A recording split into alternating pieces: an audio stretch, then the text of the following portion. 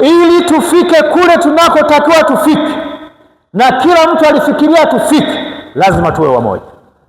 Umoja ni nguvu, utengano ni udhaifu. Kidole kimoja hakiwezi kuua nini? Chawa. Kwa hiyo tukitembea pamoja, kila mtu kwa shauku ile ile ambayo aliitarajia kwamba mara baada ya kupata kiongozi mwingine tutaendelea na shughuli za uchapaji kazi kama kawaida, ili tuweze kutimiza hayo, tushikamane pamoja.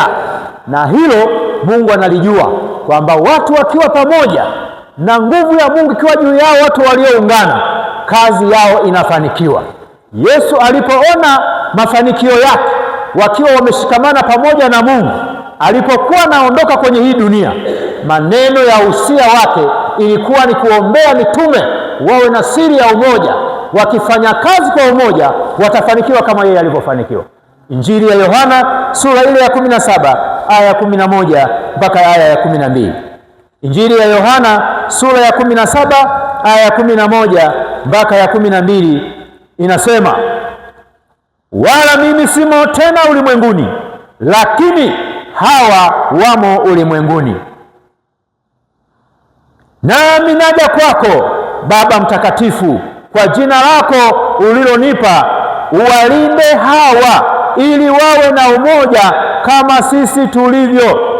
Nilipokuwa pamoja nao, mimi naliwalinda kwa jina lako ulilonipa, nikawatunza, wala hapana mmoja wapo wao aliyepotea, ila yule mwana wa upotevu, ili andiko litimie.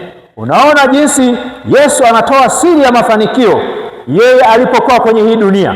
Anasema sasa muda wangu wa kuondoka kwenye hii dunia umefika, naondoka. Lakini wanabaki kwenye hii dunia ambayo ina mambo mengi. Wasipokuwa na siri ya umoja ambayo mimi Yesu nilikuwa nayo na wewe Mungu, hawatafanikiwa. Akawapa neno la usia, washikamane, wawe wamoja. Amina.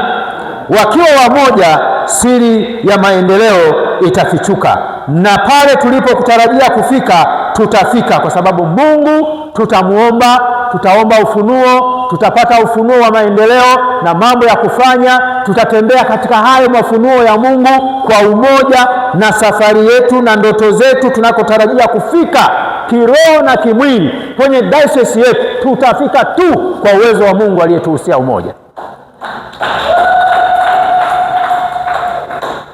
Atakayekuwa kinyume na mahusia haya ya umoja ndio atakuwa msaliti wa maendeleo yetu. Amina. Kama kweli wote tuliwaza jambo moja, tusonge mbele, sasa ni wakati wa kusonga mbele. Mengine yameisha, ni kazi. Injili ya Mathayo sura ya 12 aya 30 anasema, mtu yeyote asiye pamoja na nasi katika kukusanya, huyo anatawanya. Aliye kinyume na mwongozo wa Mungu, yupo kinyume, huyo atakuwa ni msaliti. Amina.